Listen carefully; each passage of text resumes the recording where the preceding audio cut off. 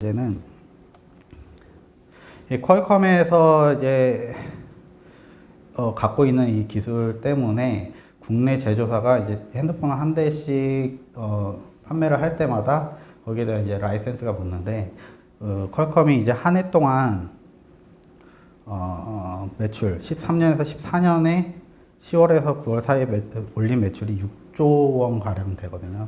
그리고 국내 제조업체들이 퀄컴에 갖다 바친 거는 2조 원. 그래서 이제 기술 보호가 단지 보호가 아니라 이렇게 라이센스 기술 이전이나 기술 실시권을 이렇게 줌으로써 이렇게 그 외 소득을 이렇게 벌어들일 수도 있다라는 측면을 보여주고 있습니다. 삼성과 애플의 특허 전쟁이라는 측면은 앞서 강의에서도 많이 다뤘기 때문에 사실 여기서 이 내용을 얘기를 하는 게 무슨 의미가 있을까 하지만은 아무래도 너무 대표적인 사례다 보니까 조금 여기 넣었고요. 좀 참고를 그냥 하시면 될 것 같습니다.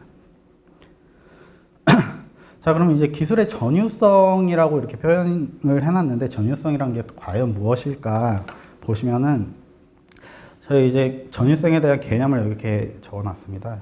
그러니까 이 기술 혁신, 기술 보호를 통해서 이제 기술 혁신으로부터 기대되는 그런 수익을 보호하거나 확보할 수 있는 그런 가능성을 전유성이라고 이렇게 정의를 하고 있는데요. 전유성, 다음 장을 볼게요. 이 전유성, 다음 장에 내용이 없네. 전유성이라는 게 사실 그래서 뭐랄까 저희 교재에는 이게 내용이 조금 많이 포함이 되어 있는데 그거 한번 교재를 참고하시면 될 것 같고요. 굉장히 중요한 네. 컨셉이 사실 기술 보호에 있어서 제일 중요한 컨셉 하나만 얘기해라 하면은 이 전유성이라고 하는 네. 컨셉이 가장 파운딩한 컨셉이에요. 어프로프리에이터빌리티라고 해서 그러니까 우리가 좋은 기술을 만드는 것도 좋지만 더 중요한 것 중에 하나는 그 기술에서부터 나오는 수익을 얼마나 보호할 수 있느냐 없느냐. 아무리 좋은 기술도 내가 거기에서 나오는 이익을 보호할 수 없으면 그 기술의 가치가 빵인 겁니다. 그래서 어떤 기술의 가치를 갖다 얘기할 때 기술의 전유성이라고 하는 걸 기반으로 해서 뭐 특허도 나오고 지적재산제도 나오고 그런 모든 그 보호장치의 가장 기본이 되는 개념이 기술의 전유성이라고 하는 개념입니다. 그리고 이제 그 어떤 학자들에 따라서는 전유성을 과연 높이는 게 정말로 좋으냐 아니면은 적절한 수술 또는 오히려 전유성을 낮추는 게 기술 보호에 더 좋은 그런 그 환경을 만들어가는 거 아니냐 이런 거에 대한 디베이트들이 상당히 오랫동안 진행돼요. 네, 방금 전에 교수님 좋은 말씀 해주셨는데 그 학자들이 최근에 이제 전유성 관련해가지고 전유성의 함정 그런 관련해서 얘기를 많이 하고 있습니다. 그래가지고 전유성의 함정이란 과연 무엇인가? 전유성이라는 게 그렇게 이제 기술 보호를 과연 하는 게 능사냐?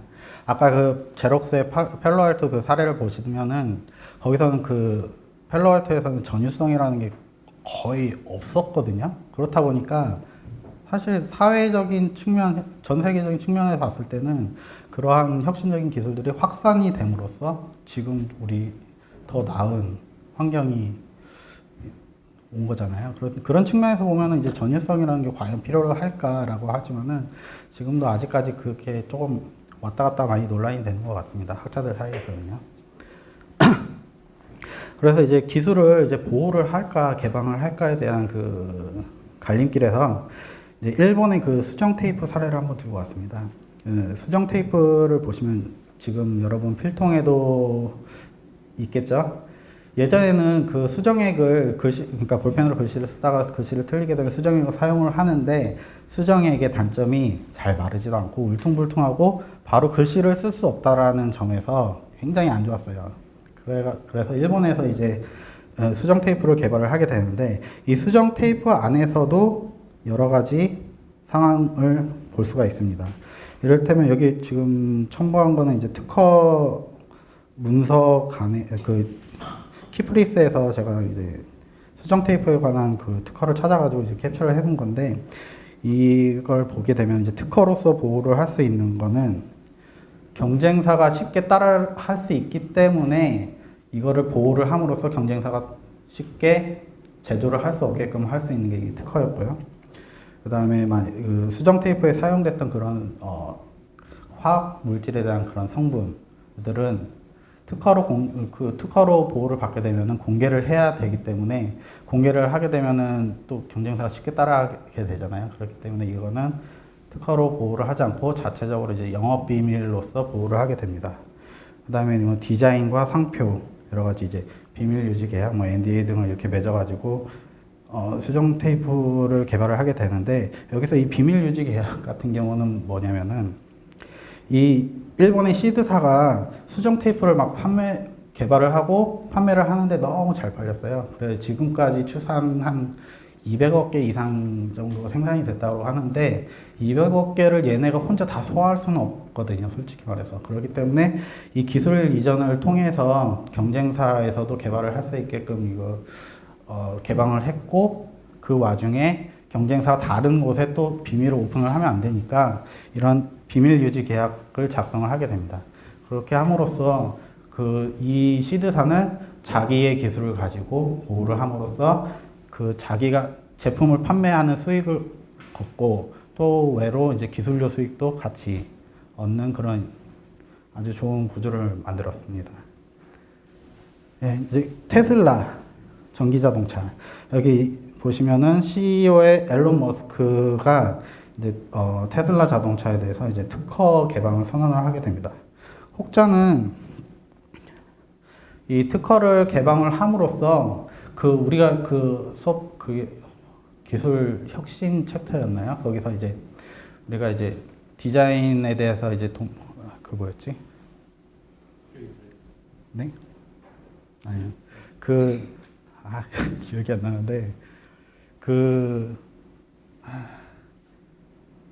어쨌든 그 디자인에 대한 그런 표준 기술을 확보를 하기 위해서 얘네들이 특허를 개방을 한 게 아니냐. 니들 이 특허를 개방을 함으로써 니네가 이 기술을 표준화하려는 게 아니냐라는 그런 소리도 많이 듣고 있습니다. 근데 앨런 머스크 같은 경우는 여기 밑에도 써 있다시피 전기차 기술의 발전을 위해서, 그러니까 오로지 기술의 발전을 위해서 오픈을 한다는 거지 자기는 표준화를 위해서 공개를 한다라고는 제시하지는 않고 있는데 의견들은 표준화 때문에 이게 하는 거라고 이렇게 판단하고 있습니다. 그래서 이제 기술 보호와 개방 완전히 극과 극이잖아요. 이거를 보시면은 여기 그림에서도 보시면은 완전 폐쇄와 완전 개방, 완전히 극과 극의 안에서 이 컨티뉴어스한 이 관계들을 지금 보여주고 있는데요. 완전 폐쇄와 완전 개방 어떤 게 좋다고 생각하십니까?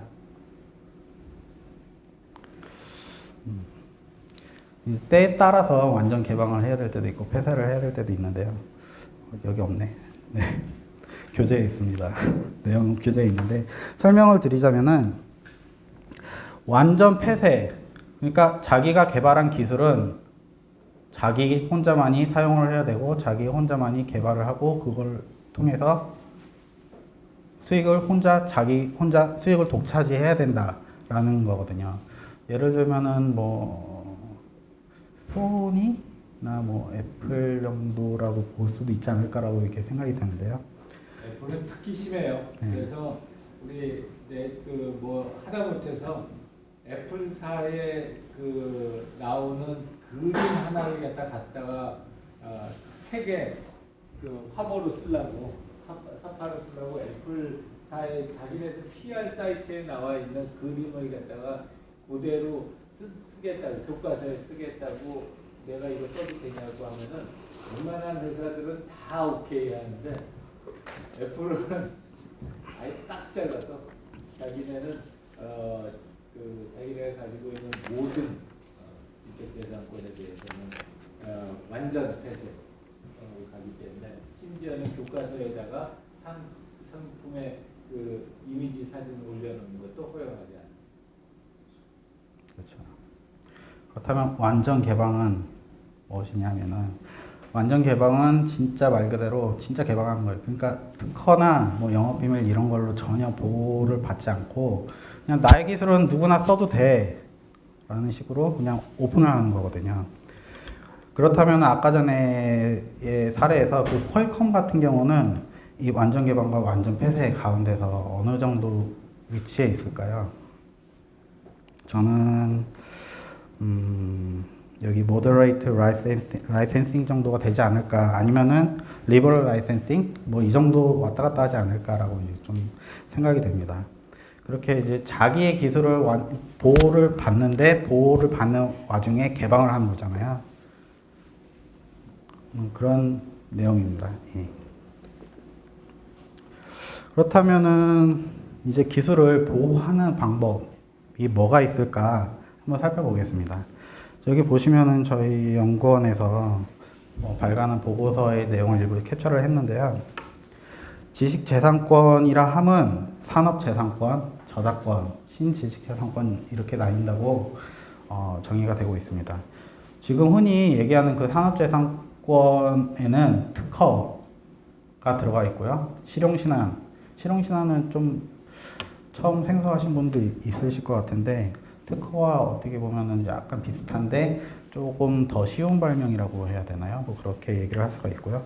그다음에 디자인과 상표들이 있습니다. 저작권에는 우리가 이제 흔히 알고 있는, 우리가 뭐 그림을 그린다거나 뭐 예술 행위를 한다거나 아니면 우리가 글을 쓴다거나 하는 그런 창작 활동이 있잖아요. 그런 창작 활동이 시작되고 그게 그러니까 시작되는 시점부터 저작권이 이거는 발현이 되는 거거든요. 산업재산권 같은 경우는 이제 특허청에 자기가 임의적으로 그 특허청에 가서 등록을 해야지만이 권리가 발생이 되는 건데, 저작권 같은 경우는 자동적으로 발생을 하게 됩니다. 그리고 신지식재산권은 산업재산권과 저작권 안에서도 어느 범죄도 들어가지 않는 거를 조금 약간 껴맞췄다고 해야 되나? 뭐 그런 게 있는데요. 네, 기타라고 봐도 되고요. 근데 여기서 보시면 이제 첨단 산업 저작권 같은 경우는 특허청에서 보호를 해주고 있습니다. 그리고 산업 저작권 같은 경우는 컴퓨터 프로그램, 인공지능 같은 건데, 현재 지금 우리 스타트업들이 컴퓨터 프로그램, 소프트웨어 이런 쪽으로 많이 하잖아요. 그러다 보니까 이거를 어떻게 보호를 받아야 되나 하시면은 보시면은 나중에도 얘기를 할 텐데, 컴퓨터 프로그래밍 같은 경우는 특허로도 보호받을 수 있고 저작권으로도 보호받을 수 있습니다. 양쪽으로 보호를 받는데 조금 느낌이 달라요. 보호를 받는 느낌이. 그 다음에 정보 저작권에는 이제 영업비밀, 멀티미디어 이렇게 써 있는데, 영업비밀은 아까 전에 제가 한번 말씀드렸죠. 그 시드 수정 테이프 사례에서 영업비밀을 한번 말씀드린 적이 있는데, 기존에 지금 산업재산권, 저작권 같은 경우는 자기의 기술이나 자기의 아이디어 모든 것들이 공개가 됩니다. 근데 영업비밀은 공개가 되는 순간 영업비밀의 생명이 끝나는 거거든요. 그렇기 때문에 영업비밀은 공개가 되지 않은 상태에서